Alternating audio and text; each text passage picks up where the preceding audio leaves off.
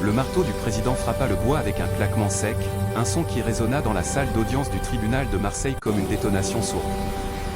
L'homme derrière l'estrade, engoncé dans sa robe noire impeccable, se renversa dans son fauteuil en cuir massif et laissa échapper un rire gras, un ricanement qui glaça le sang de toutes les personnes présentes. La lumière blafarde des néons se reflétait sur son crâne dégarni et sur les maillons en or de sa montre de luxe. « Vous me demandez de suspendre une procédure d'expulsion parce que vous avez faim ?» Le juge Stéphane Mercier dévisagea la femme qui se tenait devant lui comme s'il s'agissait d'un insecte insignifiant, une nuisance à écraser. « Madame, nous sommes dans un tribunal, pas au resto du cœur. » Marie Dubois, 63 ans, vacillait face à l'estrade, ses jambes tremblantes peinant à la soutenir. Cela faisait 4 jours qu'elle n'avait rien avalé de consistant. Sa robe marron, usée jusqu'à la corde, était tachée et froissée. Ses chaussures éculées laissaient entrevoir ses orteils endoloris et gonflés. Ses mains tremblaient de manière incontrôlable tandis qu'elle serrait les papiers de l'expulsion contre sa poitrine comme un bouclier dérisoire. « Monsieur le juge. » Sa voix n'était qu'un murmure brisé, à peine audible dans le silence pesant de la salle. « Je vous demande seulement une semaine.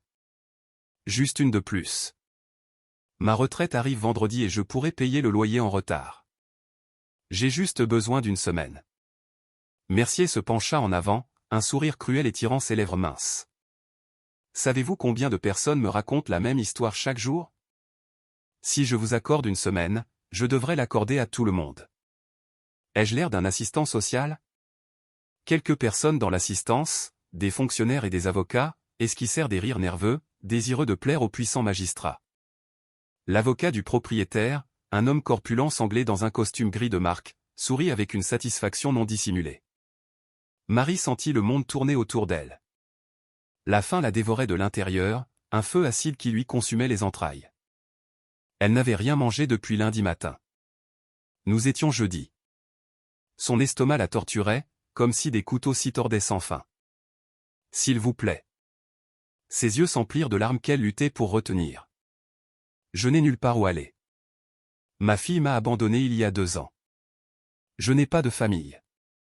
J'ai seulement besoin d'eux. » Mercier agita la main avec un mépris non fin. « Votre situation personnelle n'est pas mon problème, madame. La loi est la loi. L'expulsion est validée. Vous avez 24 heures pour quitter les lieux. Affaire suivante. » Le marteau frappa de nouveau, scellant son destin. Marie s'agrippa à la barre de l'estrade pour ne pas s'effondrer. La salle tournait dans un kaléidoscope de visages indifférents. Un goût amer lui monta à la gorge. Ses genoux cédèrent. Sa dernière pensée, avant que l'obscurité ne l'engloutisse, fut une question muette lancée vers le ciel. « Mon Dieu, pourquoi m'as-tu abandonné ?» Alors que ses yeux se fermaient et que son corps s'affaissait lourdement sur le sol froid et impersonnel du tribunal, le juge Mercier ne daigna même pas se lever de son siège. Il contempla le corps inerte avec une exaspération visible et fit un signe impatient à l'agent de sécurité. « Sortez-la d'ici. Elle perturbe le bon déroulement de l'audience. » Personne dans cette salle ne savait que ce jour-là, cet instant précis, resterait gravé quelque part bien au-delà des murs de béton et des codes de procédure. Personne n'imaginait que le rire cruel de cet homme avait été entendu par quelqu'un qui tenait un registre différent, un tribunal où ni les robes ni les titres n'avaient d'importance, un lieu où chaque larme des affamés, des humiliés, des abandonnés, pesait plus lourd que toutes les lois du monde. Mais cela, Marie ne pouvait pas le savoir, tandis qu'on la traînait hors de la salle comme un paquet sans valeur. Pas encore. 2 agents de sécurité la soulevèrent sans ménagement par les bras et la sortirent du tribunal. Ils la déposèrent sur le trottoir d'une des rues animées de Marseille, sous le soleil implacable de Provence qui faisait fondre le bitume à près de 35 degrés. Il était 2 heures de l'après-midi. La circulation rugissait avec la fureur d'une bête en cage. Le smog, un mélange d'air marin et de pollution, s'infiltrait dans ses poumons comme un poison lent. Marie reprit conscience doucement. Elle ouvrit les yeux et vit le ciel d'un bleu délavé par la chaleur intense. Elle entendit des klaxons, des cris, le bruit assourdissant de la ville qui continuait sa course folle, indifférente à son sort. Elle s'assit avec difficulté, s'appuyant contre le mur du bâtiment gouvernemental. Le marbre était chaud comme une plaque de cuisson.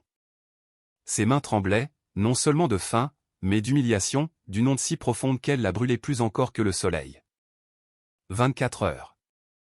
Ces mots résonnaient dans sa tête comme une sentence de mort.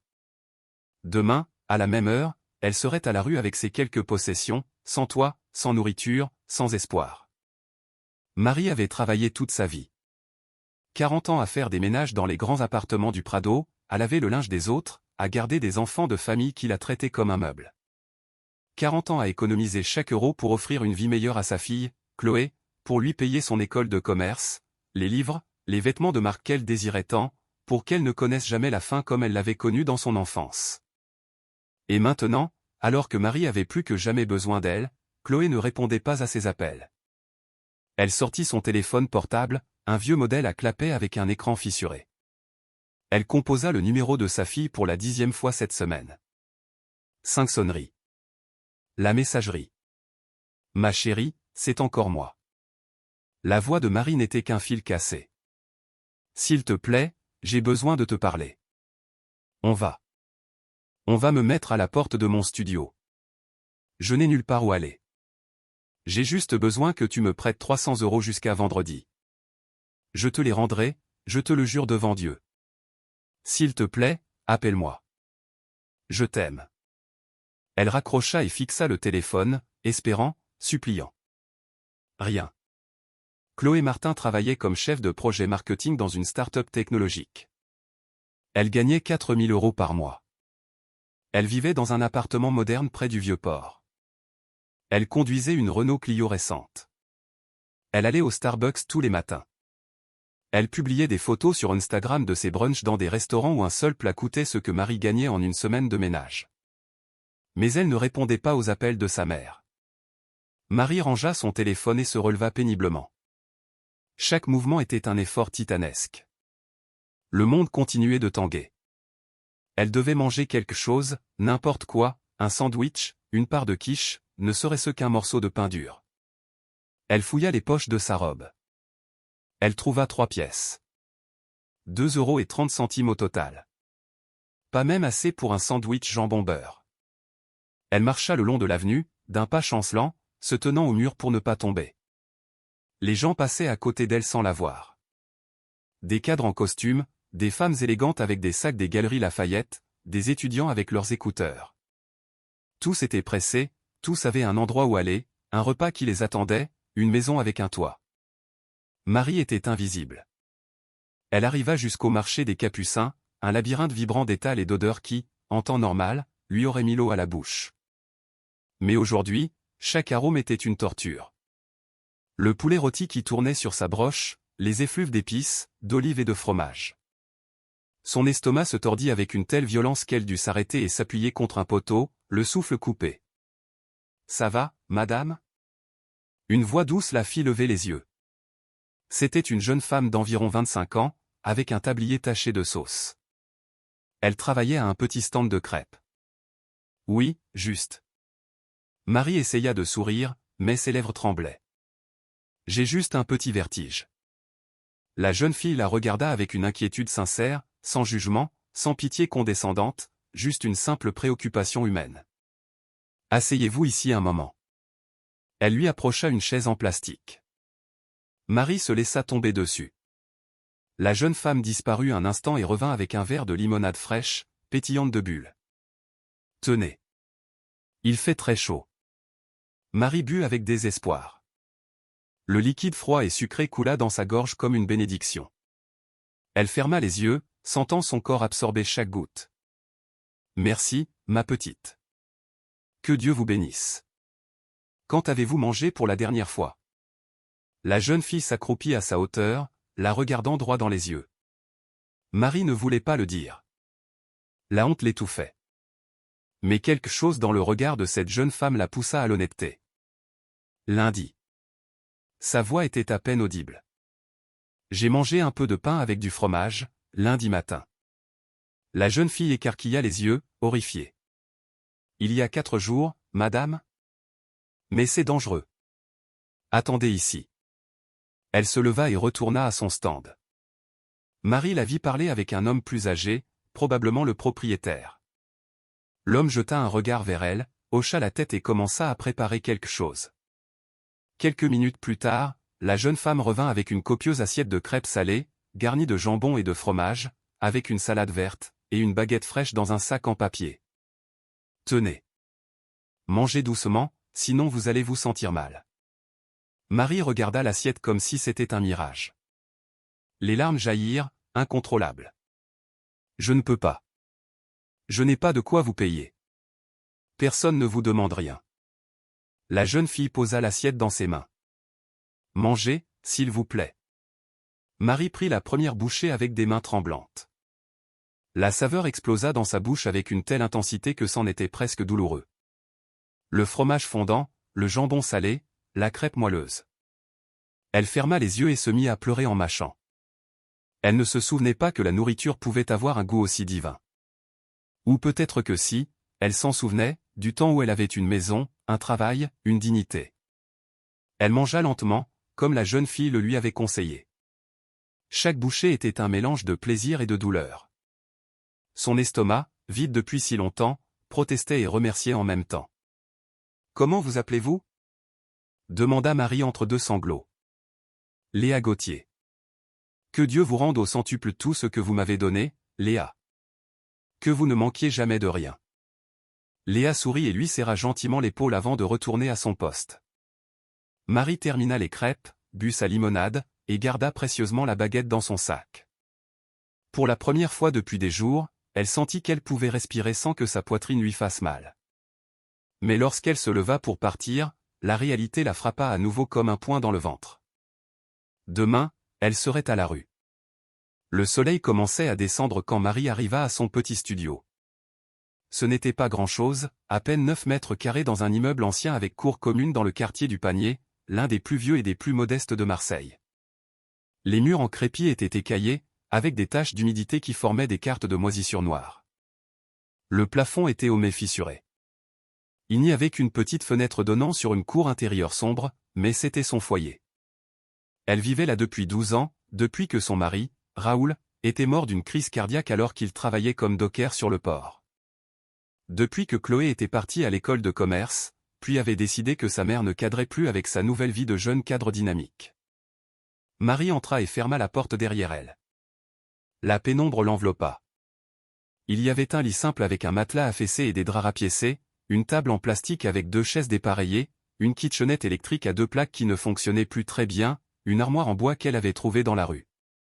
Ses quelques vêtements étaient suspendus à des clous plantés dans le mur, 3 robes, un pull, son châle du dimanche. Au-dessus du lit, un crucifix en bois. À côté, une photographie dans un cadre bon marché. Chloé a 18 ans, le jour de sa remise de diplôme du bac, souriante dans sa robe bleue. Marie avait fait des ménages jour et nuit pendant 1 an pour lui payer ce lycée privé. Elle s'assit sur le lit et prit la photo entre ses mains. Elle passa ses doigts sur le visage souriant de sa fille. « Pourquoi, ma chérie » murmura-t-elle. « Qu'est-ce que je t'ai fait ? En quoi me suis-je trompée ?» Le silence fut sa seule réponse. Marie se souvint de leur dernière conversation. C'était il y a 3 mois. Elle était allée lui rendre visite à son travail, dans les bureaux modernes et vitrés du quartier d'affaires, parce que Chloé ne répondait jamais à ses appels. La réceptionniste avait téléphoné puis l'avait regardée avec un mélange de gêne et de pitié. « Mademoiselle Martin dit qu'elle est en réunion et ne peut pas vous recevoir. » Marie avait attendu 2 heures dans le hall en marbre, se sentant complètement déplacée parmi les cadres avec leurs costumes cravates et leurs ordinateurs portables. Finalement, Chloé était descendue, furieuse. « Qu'est-ce que tu fais ici, maman ? Je t'ai dit de ne pas venir à mon travail. C'est que tu ne réponds pas à mes appels. Parce que je suis occupée. J'ai une carrière, des responsabilités, je ne peux pas être à ta disposition tout le temps. Je voulais juste savoir comment tu allais, ma chérie, ça fait 1 mois que je n'ai pas de tes nouvelles. » Chloé avait regardé nerveusement autour d'elle, comme si elle craignait que quelqu'un la voie avec cette vieille femme aux vêtements usés. « Écoute, maman, il faut que tu comprennes quelque chose. Je ne suis plus une enfant. J'ai ma propre vie et je ne peux pas. » Elle avait baissé la voix, « Je ne peux pas porter tes problèmes. » « Mes problèmes, Chloé ? Je dois y aller. J'ai une présentation dans 20 minutes. Mais ma chérie. Au revoir, maman. » Et elle était partie, laissant Marie seule dans ce hall brillant, entourée d'étrangers qui la regardaient comme si elle était un déchet que quelqu'un avait oublié de sortir. Depuis, Marie avait appelé des dizaines de fois. Messages, supplications. Rien. Et maintenant, alors qu'elle avait vraiment besoin d'aide, qu'elle était sur le point de se retrouver à la rue, Chloé continuait de l'ignorer. Marie reposa la photo et s'agenouilla sur le sol en ciment froid. Elle joignit les mains et leva les yeux vers le crucifix. Mon Dieu, sa voix se brisa. Je sais que je n'ai pas le droit de te demander quoi que ce soit. Je sais que d'autres souffrent plus que moi. Mais je suis si fatigué. Si fatigué de me battre seul. Je ne te demande pas un château, ni des richesses. Je te demande juste de ne pas me laisser à la rue. Que ma fille m'écoute. Que quelqu'un me voie. Parce que je me sens invisible. Comme si je ne comptais pas, comme si toute ma vie, tous mes sacrifices, n'avaient servi à rien. Ses larmes tombaient sur le ciment, formant de petites taches sombres. Si c'est une épreuve, je ne sais plus quoi faire pour la réussir. Si c'est une punition, je ne sais pas ce que j'ai fait pour la mériter. Juste, s'il te plaît. Ne m'abandonne pas. Elle resta là, agenouillée, tandis que la nuit tombait sur Marseille. Le bruit de l'immeuble l'entourait. Des enfants qui pleuraient, des télévisions à plein volume, des disputes, des rires. Une vie bruyante et désespérée. Mais dans son studio, il n'y avait que le silence et l'obscurité. Marie ne le savait pas, mais à ce moment-là, tandis qu'elle pleurait sur le ciment froid, quelqu'un avait entendu. Quelqu'un qui avait été présent à chaque humiliation, à chaque rejet, à chaque moment de faim. Quelqu'un qui avait vu le rire cruel du juge Mercier et avait ressenti une indignation qui ferait trembler les fondations de ce tribunal. Car il y a des tribunaux humains, et il y a des tribunaux divins. Et dans ces derniers, le verdict s'écrit avec les larmes des affamés. Mais tout cela, Marie ne pouvait pas encore le savoir. Le pire était encore à venir. Et après le pire, viendrait quelque chose qui changerait tout, pour toujours. Marie dormit mal cette nuit-là. Chaque heure, elle se réveillait en sursaut, le cœur battant, se rappelant le marteau du président frappant le bois. 24 heures. Les mots hantaient ses rêves comme des fantômes. Quand le soleil commença à se filtrer par les fentes de la porte, elle se leva, le corps endolori. Il était 6 heures du matin, vendredi. Le jour où sa petite retraite arrivait sur son compte. 750 € qui devaient lui suffire pour tout le mois. La nourriture, l'électricité, l'eau, le loyer. Mais d'abord, elle devait parler à Thierry Bernard, le propriétaire de l'immeuble ancien avec cour commune. Elle enfila sa robe la moins abîmée, la bleu marine qu'elle gardait pour les occasions importantes. Elle peigna soigneusement ses cheveux grisonnants, essayant de paraître présentable, digne, comme si cela pouvait changer quoi que ce soit. L'immeuble était déjà réveillé. Monique Lefebvre, sa voisine, lavait du linge dans la cour commune, frottant énergiquement contre le lavoir en ciment. Ses 3 enfants couraient partout en criant. Un autre voisin balayait l'entrée avec un vieux balai. En la voyant, il baissa les yeux, mal à l'aise. Tout le monde dans l'immeuble savait ce qui allait se passer. Marie monta les escaliers en ciment jusqu'au 2e étage, où Thierry Bernard avait son bureau. C'était une pièce plus grande que les autres, avec un bureau en métal et des classeurs remplis de contrats et de reçus. Elle frappa 3 fois. Entrez. Thierry Bernard était un homme d'environ 55 ans, corpulent, avec une moustache épaisse et un ventre qui dépassait de sa ceinture. Il portait une chemisette et un pantalon en toile. Il n'était pas méchant, mais il n'était pas compatissant non plus. C'était un homme d'affaires. Les loyers étaient son gagne-pain. Bonjour, monsieur Bernard. Marie. L'homme ne la regarda même pas, continuant à examiner des papiers sur son bureau. Je sais pourquoi vous venez. Ma retraite arrive aujourd'hui. Dans quelques heures, je pourrai vous payer les 2 mois que je vous dois. Le juge a rendu son verdict. Vous devez libérer les lieux aujourd'hui. Mais si je vous paie. Thierry la regarda enfin, et il y avait dans ses yeux non pas de la cruauté, mais de la lassitude. Vous me devez 2 mois. Voici le 3e que vous ne pourrez pas non plus payer en entier. Le calcul n'est pas bon, Marie. Même si vous me payez aujourd'hui, le mois prochain, nous serons dans la même situation. Non, je vous promets, je vais trouver plus de travail. Plus de travail? Thierry Bernard s'adossa à sa chaise, qui craqua sous son poids. Marie, avec tout le respect que je vous dois, vous avez 63 ans. Vos genoux ne tiennent plus, votre dos vous fait mal. Qui va vous donner du travail? Les mots étaient comme des gifles, des vérités cruelles que Marie ne voulait pas affronter. Je peux laver du linge, je peux cuisiner, je peux. Vous avez parlé à votre fille?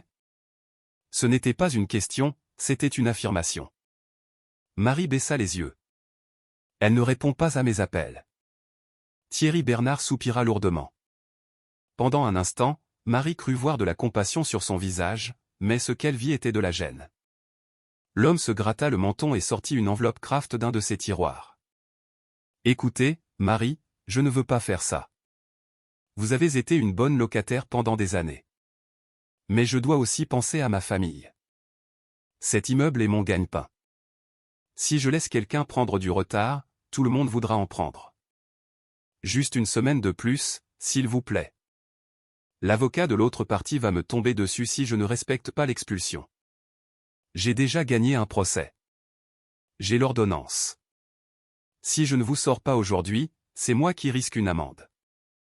Il lui tendit l'enveloppe. Voici vos papiers, votre carte d'identité, tout ce que j'avais gardé pour vous. Vous avez jusqu'à 18 heures pour sortir vos affaires. Si vous ne le faites pas, je devrais envoyer des gens pour le faire à votre place. Et croyez-moi, je ne veux pas en arriver là. Marie prit l'enveloppe d'une main tremblante. Elle sentit quelque chose se briser en elle. Une pièce fondamentale, quelque chose qui l'avait maintenue debout toutes ces années, se rompait en 1000 morceaux. Où vais-je aller? Thierry Bernard ne répondit pas. Il n'avait pas de réponse. Ou peut-être qu'il en avait une, mais ne voulait pas la dire. À la rue, comme tant d'autres. Marie sortit du bureau en marchant comme une somnambule. Elle descendit les escaliers en s'agrippant à la rampe, car ses jambes tremblaient. Monique Lefebvre la vit passer et arrêta de laver un instant. Alors, qu'est-ce qu'il a dit? Marie ne répondit pas. Elle continua jusqu'à son studio, entra, ferma la porte et s'appuya contre elle.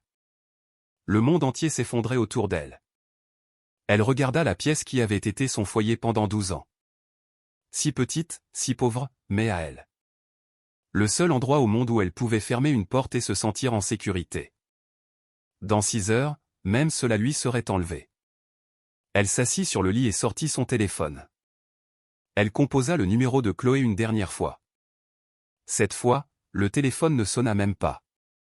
Directement sur la messagerie. Ma chérie. La voix de Marie était un murmure brisé. S'il te plaît, réponds-moi. J'ai besoin de toi. Je ne t'ai jamais rien demandé, jamais rien exigé, mais là, je t'en supplie. S'il te plaît, je ne sais pas où aller. Je n'ai personne d'autre. Juste toi. Tu es ma seule fille, ma seule famille. S'il te plaît. Elle raccrocha avant de s'effondrer complètement. Elle passa les heures suivantes à emballer ses affaires. Il n'y en avait pas beaucoup. Tout tenait dans 2 grands sacs poubelles et une boîte en carton, des vêtements, des photos, le crucifix, quelques assiettes, une couverture, les papiers importants dans l'enveloppe. À 17 heures, Marie était assise sur le trottoir devant l'immeuble, avec ses 3 paquets à côté d'elle.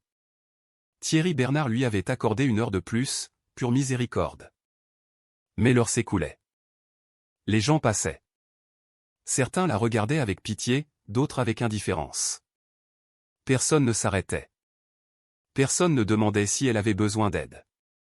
Marie pensa aller dans un foyer d'hébergement, mais ils étaient pleins, et beaucoup n'acceptaient pas les femmes âgées.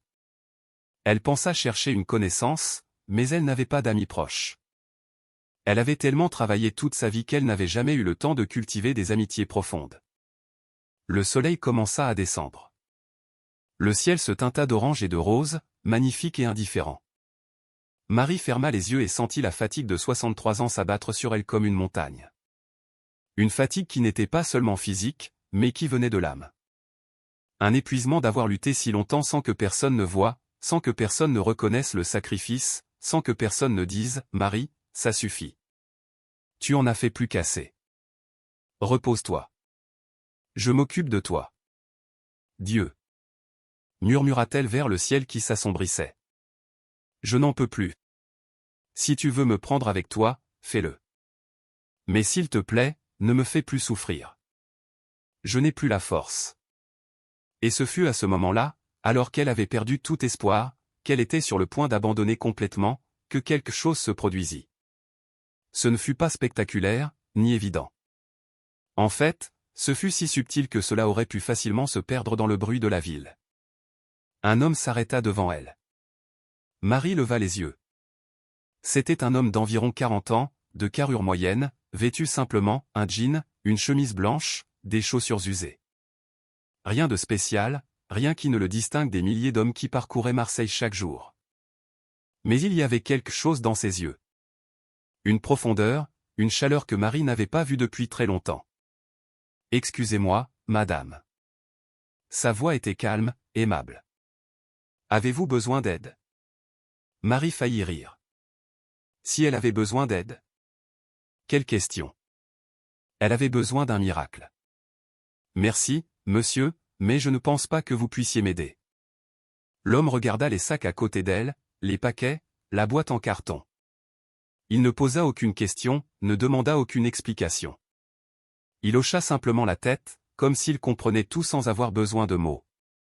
Avez-vous faim? C'était une question simple, directe, et pourtant, la manière dont il la posa fit monter un nœud dans la gorge de Marie. Oui, admit-elle. Il y a un bistrot au coin de la rue. Le bistrot chez Delphine. Delphine fait le meilleur bœuf bourguignon de Marseille. Puis-je me permettre de vous inviter? Marie le regarda avec méfiance. Personne ne faisait rien gratuitement. Personne n'était aimable sans attendre quelque chose en retour, surtout avec une vieille femme pauvre. Je ne veux pas vous déranger. Ce n'est pas un dérangement. L'homme sourit. Ce n'était pas un sourire de pitié. C'était quelque chose de différent. Du respect. Comme s'il la voyait comme son égale, comme si sa dignité avait de la valeur. Nous avons tous besoin de manger, et personne ne devrait manger seul. Marie ne savait pas pourquoi, mais quelque chose en elle lui dit de faire confiance. Peut-être était-ce l'épuisement, peut-être le désespoir. Ou peut-être quelque chose de plus profond, une voix silencieuse qui lui chuchotait, « Accepte. » D'accord. Merci. L'homme ramassa 2 de ses sacs sans qu'elle le lui demande. Marie prit le 3e et la boîte. Ils marchèrent ensemble jusqu'au coin de la rue. Le bistrot chez Delphine était un petit endroit avec à peine 6 tables en plastique et un comptoir où une dame d'une 60aine d'années servait du bœuf bourguignon depuis une marmite fumante. « Bonsoir, Delphine. » L'homme salua familièrement. « Bonsoir, mon petit. » Comme d'habitude? 2 bœufs bourguignons, s'il te plaît. Et du pain de campagne. Ils s'assirent à une table dans le coin. L'homme posa les sacs de Marie contre le mur avec soin, comme s'ils étaient précieux. « Comment vous appelez-vous » demanda-t-il pendant qu'ils attendaient. « Marie. Marie Dubois. »« Enchanté, Marie. » Il ne dit pas son nom. Cela aurait dû lui paraître étrange, mais pour une raison quelconque, Marie ne demanda pas. Delphine apporta 2 assiettes creuses remplies de bœuf bourguignon fumant, avec de généreux morceaux de viande, des carottes, des oignons et des pommes de terre. L'arôme fit gargouiller bruyamment l'estomac de Marie. Elle n'avait rien mangé depuis les crêpes de la veille. Bon appétit. L'homme lui fit un signe pour qu'elle commence. Marie goûta une cuillerée. La saveur était céleste. La sauce riche et vineuse, la viande tendre, les légumes fondants. Elle ferma les yeux et, un instant, oublia toutes ses souffrances. N'existait que cette assiette de bœuf bourguignon et la chaleur qui emplissait son estomac. Ils mangèrent en silence pendant quelques minutes. Quand Marie fut à la moitié de son assiette, l'homme parla de nouveau.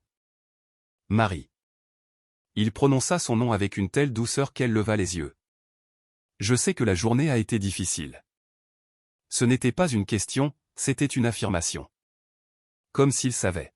« J'ai vu ce qui s'est passé au tribunal hier. » L'homme soutint son regard. « J'étais là, dans la salle. J'ai vu comment ils vous ont traité. » Marie sentit le monde s'arrêter. Comment était-ce possible? Il y avait tant de gens dans cette salle. Comment pouvait-il se souvenir d'elle spécifiquement? Elle ne savait que dire. Le juge qui s'est moqué de vous, continua l'homme, et il y avait quelque chose dans sa voix maintenant, quelque chose qui n'était pas de la colère, mais pas non plus de l'indifférence. C'était une profonde tristesse mêlée à quelque chose de plus fort, que Marie ne pouvait identifier. Il croit qu'il peut humilier les affamés sans conséquence. La loi est la loi, répéta Marie, citant les mots du juge, mais sa propre voix était amère. Je ne compte pas. Je ne suis qu'une vieille femme pauvre. Non. Le mot fut prononcé avec une telle fermeté que Marie sursauta. Vous comptez plus que vous ne l'imaginez. Chaque larme que vous avez versée a été vue. Chaque humiliation que vous avez subie a été enregistrée. Et il y a des tribunaux plus élevés que celui de cet homme. Marie sentit un frisson lui parcourir l'échine. La façon dont cet étranger parlait, c'était comme s'il connaissait des choses qu'il ne devrait pas connaître. Qui êtes-vous ? Demanda-t-elle finalement. L'homme sourit mystérieusement. Quelqu'un qui sait que votre histoire ne se termine pas sur un trottoir. Quelqu'un qui est venu vous rappeler que vous n'avez jamais été seul, même lorsque vous vous sentiez ainsi. Il se leva et laissa un billet de 50 € sur la table, assez pour payer les 2 plats et laisser un pourboire généreux. Demain matin, allez au marché des Capucins, au stand de Jean-Pierre Moreau, celui qui vend les épices. Il a quelque chose pour vous. Jean-Pierre Moreau ? Mais je ne le connais pas. Il vous connaît. L'homme commença à marcher vers la porte. Et Marie. Ne perdez pas la foi. Ce qui vient est plus grand que ce que vous pouvez imaginer.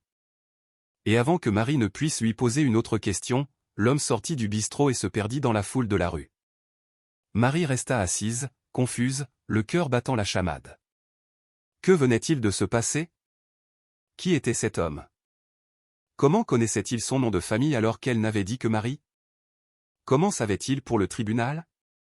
Et le plus étrange de tout, pourquoi avait-elle le sentiment de venir de rencontrer quelqu'un d'important ? Elle termina lentement son plat en réfléchissant. Delphine s'approcha pour débarrasser. L'homme qui était avec vous est déjà parti. Oui. Vous le connaissez ? Delphine haussa les épaules. Il vient souvent. Il aide toujours quelqu'un. Il paie des repas pour les gens qui n'ont pas d'argent. La semaine dernière, il a payé l'addition d'une famille qui était à court. Avant ça, il a aidé un monsieur qui avait besoin de médicaments. Je ne sais pas comment il s'appelle, il ne dit jamais son nom. Il aide, et puis il s'en va. Marie sentit une chaleur se répandre dans sa poitrine. Elle ne savait pas ce que c'était.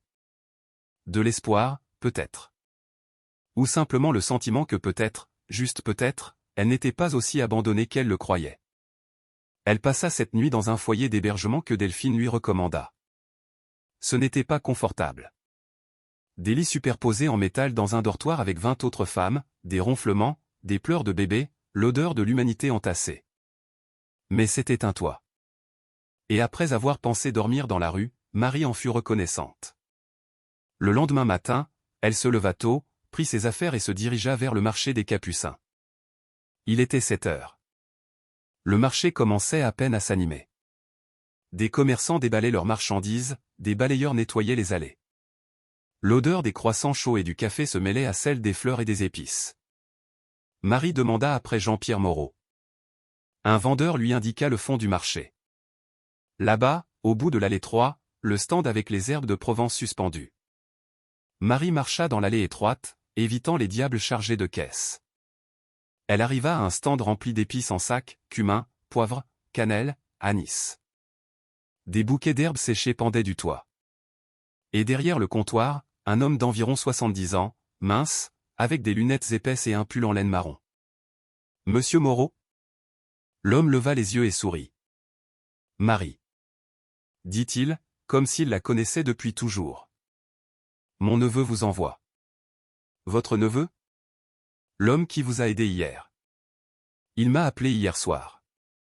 Il m'a dit que vous viendriez. » Marie ne comprenait rien. Cet homme ne paraissait pas avoir plus de 40 ans. Jean-Pierre Moreau en avait 70. Comment pouvait-il être oncle et neveu? Mais elle ne dit rien. Oui. Il m'a dit que vous aviez quelque chose pour moi. C'est exact. Jean-Pierre disparut derrière son stand et revint avec un grand sac en toile. Voilà, j'ai un problème. Ma fille devait s'occuper de faire des crêpes pour les vendre ici le week-end, mais elle est partie vivre à Lyon. J'ai déjà acheté tous les ingrédients, la farine, les œufs, le lait, le jambon, le fromage. Tout. Mais je ne sais pas faire de crêpes, et si je ne les fais pas, je vais perdre de l'argent. Il sortit des paquets du sac, de la farine, du beurre, des œufs, du lait, du jambon, du gruyère râpé. On m'a dit que vous étiez la meilleure préparatrice de crêpes du panier, que vos crêpes étaient célèbres il y a des années. Marie sentit l'air lui manquer. Cela faisait plus de 10 ans qu'elle n'avait pas fait de crêpes. Depuis la mort de Raoul et la perte de son propre petit stand au marché, faute de pouvoir payer l'emplacement. Je ne fais plus de crêpes, monsieur Moreau. Eh bien, j'ai besoin que vous recommenciez. Jean-Pierre poussa le sac vers elle. Je vous donne tout ça. Vous faites les crêpes, nous les vendons ici, et nous partageons les bénéfices. 50 à 50. Si ça marche bien, on recommence chaque semaine. Qu'en dites-vous? Marie regarda le sac, regarda Jean-Pierre. Elle sentit quelque chose qu'elle n'avait pas ressenti depuis des années. Une possibilité. Vraiment? Vraiment. Mon neveu m'a dit que je pouvais vous faire confiance. Et j'ai confiance en lui. Marie prit le sac d'une main tremblante. Il y avait assez pour faire une 50aine de crêpes. À 4 € chacune, cela ferait 200 €. 100 pour elle, en une seule journée. Je ne sais pas quoi dire. Dites oui. Jean-Pierre lui fit un clin d'œil. J'ai besoin de ces crêpes pour demain, dimanche. Vous pouvez? Oui. Oui, je peux. Marie quitta le marché avec le sac dans ses bras comme si elle portait de l'or. Son esprit travaillait déjà. Elle avait besoin d'une cuisinière, de poêles, d'un endroit pour cuisiner. Le foyer ne lui permettrait pas d'utiliser la cuisine. Mais Monique Lefebvre, son ancienne voisine, avait une cuisinière. Elle retourna dans le quartier du panier et frappa à la porte de Monique. Marie. Monique ouvrit, son tablier éclaboussé de nourriture. Je pensais que tu étais parti. Je suis parti. Mais j'ai une énorme faveur à te demander. Elle lui expliqua tout. Les crêpes, Jean-Pierre, l'opportunité. Monique écouta, les bras croisés, évaluant la situation. Et moi, qu'est-ce que j'y gagne? Je te donne 10 crêpes pour ta famille et je t'aide à laver ton linge la semaine prochaine. Monique y réfléchit un instant, puis hocha la tête. D'accord. Mais ne me salis pas ma cuisine. Promis. Marie passa tout le samedi à cuisiner. Elle prépara la pâte, la laissa reposer, la battit jusqu'à ce qu'elle soit lisse et légère. Elle prépara la garniture. Elle remplit chaque crêpe avec soin, comme elle l'avait fait des milliers de fois quand son mari était en vie.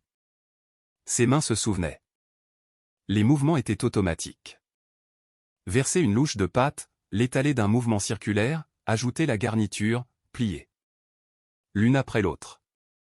Et pendant qu'elle travaillait, quelque chose se réveillait en elle, une partie qui était endormie depuis si longtemps.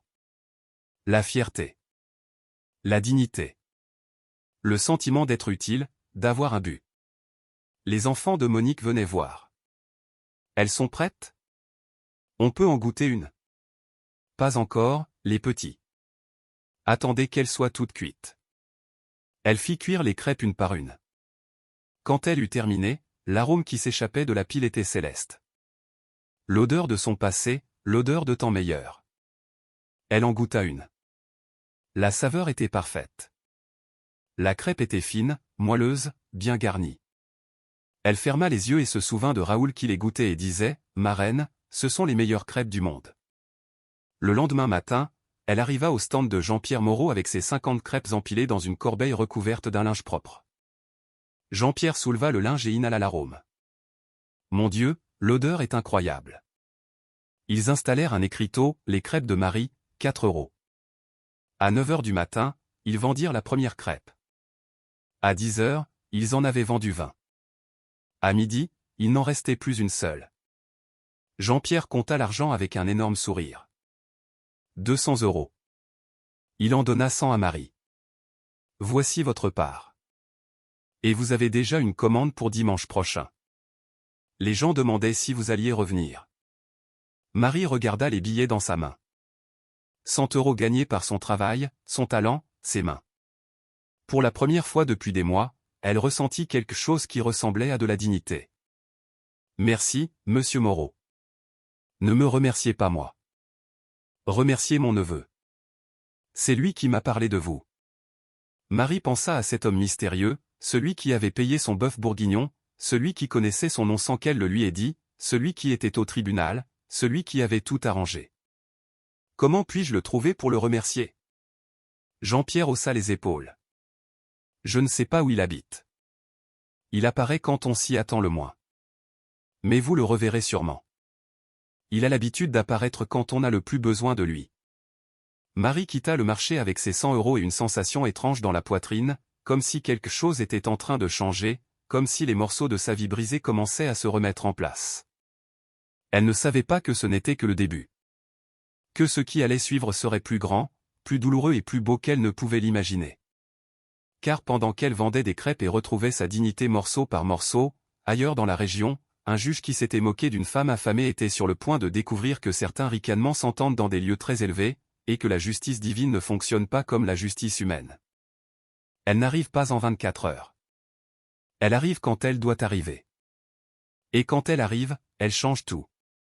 Le juge Stéphane Mercier se réveilla le lundi matin dans sa maison d'un quartier huppé d'Aix-en-Provence. Sa villa était sur 2 étages, avec une façade en pierre de taille, un jardin impeccablement entretenu et un garage pour 3 voitures. À l'intérieur, sol en marbre italien, meubles en cuir, œuvres d'art contemporain au mur. Le salaire d'un juge ne suffisait pas à payer cela. Mais Mercier avait d'autres sources de revenus qui n'apparaissaient sur aucune déclaration de patrimoine. Il prit sa douche dans sa salle de bain aux finitions de luxe, enfila un costume Hugo Boss gris anthracite, et passa sa Rolex au poignet. Sa femme, Monica, était déjà dans la salle à manger, sirotant un café et consultant son iPad.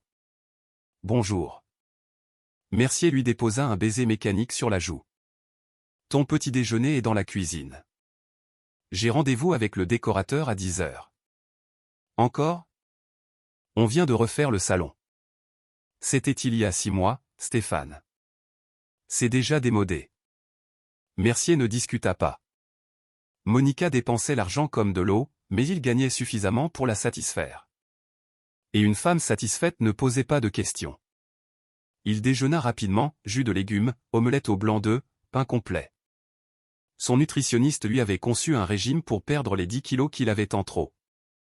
Mercier se regardait dans le miroir et voyait un homme qui avait réussi. 52 ans, bien habillé, bien nourri, puissant. Il monta dans sa Citroën DS7 noire et partit pour le tribunal. La circulation était infernale comme toujours, mais Mercier avait son chauffeur, Bernard, pour la supporter. Il était à l'arrière, consultant son téléphone, répondant à ses WhatsApp PPS, organisant sa journée. Il arriva au tribunal à 9 h précises. Sa secrétaire l'attendait. « Bonjour, monsieur le juge. Vous avez une audience à 10 h, et le dossier que vous avez demandé est sur votre bureau. » Parfait. Mercier entra dans son bureau. Il était spacieux, avec de grandes fenêtres, un bureau en acajou, un fauteuil de direction en cuir. Au mur, ses diplômes encadrés, maîtrise en droit de l'université d'Aix-Marseille, photos avec des politiciens importants, distinctions. Tout ce qui validait sa position. Il s'assit et ouvrit le dossier. C'était une affaire complexe. Il allait devoir. Son téléphone sonna. Numéro inconnu. Normalement, il ne répondait pas, mais quelque chose le poussa à le faire. Allô? Monsieur le juge Mercier. Une voix masculine, calme, trop calme. Nous devons parler de Marie Dubois. Mercier fronça les sourcils. Qui est à l'appareil? Quelqu'un qui était dans la salle d'audience jeudi dernier. Quelqu'un qui a entendu votre rire quand elle s'est évanouie. L'estomac de Mercier se noua. C'était une menace, une plainte. Je ne vois pas de quoi vous parlez. Vous vous êtes moqué d'une femme affamée, monsieur. Une femme de 63 ans qui n'avait pas mangé depuis 4 jours. Et quand elle s'est évanouie, vous avez ordonné qu'on la sorte comme un déchet. Écoutez, je ne sais pas qui vous êtes, mais j'ai agi dans le cadre de la loi. Il y avait une ordonnance d'expulsion validée. Et la loi sans compassion et tyrannie. La voix à l'autre bout du fil ne semblait pas en colère. Elle semblait triste, et c'était pire. Vous avez du pouvoir, beaucoup de pouvoir. Le pouvoir de changer des vies, le pouvoir de faire preuve de miséricorde. Et vous avez choisi d'utiliser ce pouvoir pour humilier. Est-ce une menace? Parce que je peux faire tracer cet appel et... Ce n'est pas une menace. C'est une observation. Ceux qui jugent seront jugés.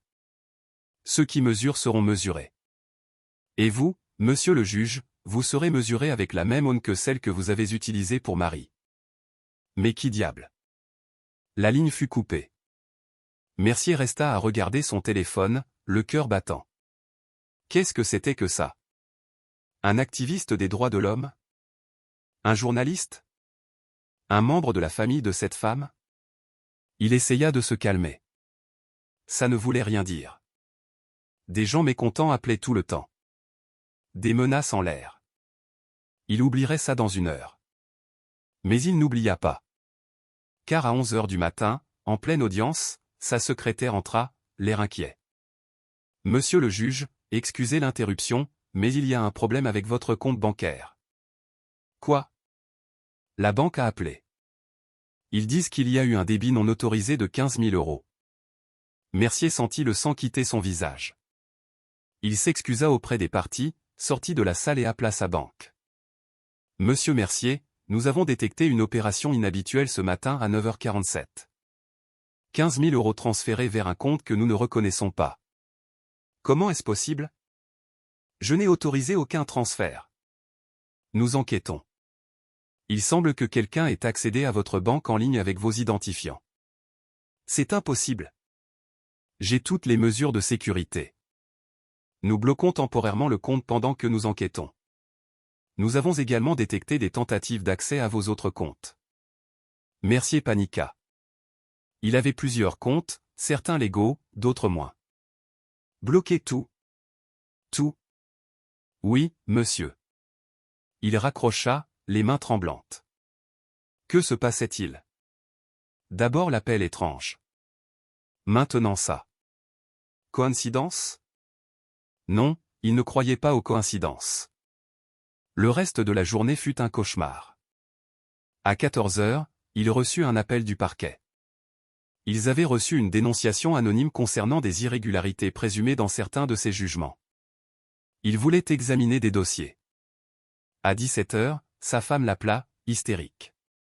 Quelqu'un avait publié sur les réseaux sociaux une photo de leur maison avec la légende « Voici comment vit le juge qui se moque des pauvres ». D'où vient tant d'argent?